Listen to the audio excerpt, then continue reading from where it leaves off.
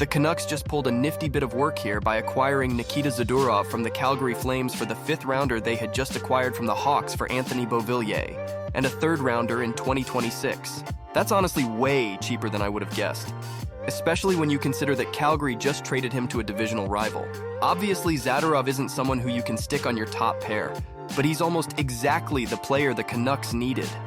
A guy who can give you 18 to 20 minutes of steady defensive play, is pretty mean to play against, and is also pretty mobile for his size.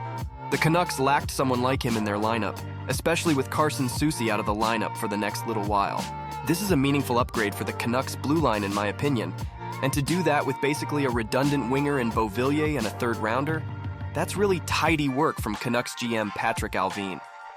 I'll be honest, when I first saw the news, I had my fingers crossed that we didn't overpay for him like the Ben Chiarot deal a few years ago. So I was pleasantly surprised when I saw the full trade. It's just nice to not have your heart in your mouth every time you see a transaction made by the Canucks. The Jim Benning years really traumatized me. But this addition makes a lot of sense in my opinion. It not only adds depth to the weakest part of the Canuck roster, it also adds a level of physicality that isn't easily available. Zadorov is a big guy who can absolutely crunch people. And it also shows what the management group thinks about this team. This is a clear message that they believe that this team has the potential to make the playoffs at the very least. I've been very impressed by Allvin's pro scouting so far, especially when it comes to defensemen. In the nearly 2 years that he's been here, he's acquired some solid NHL blue liners such as Ian Cole, Carson Soucy, Philip Hronek, and Ethan Bear.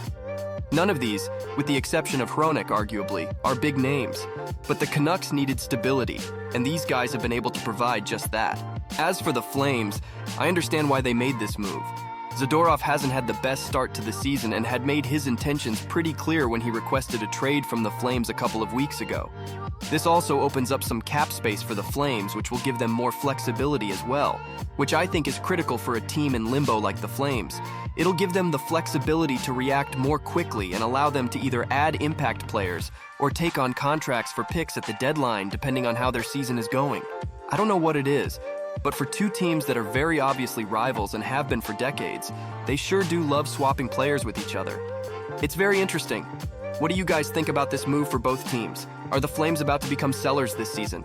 Do you think this is what the Canucks needed to round out their roster to secure a playoff spot? I'd love to know what you think. I hope you subscribe to this channel if you enjoyed this video. Thanks for watching.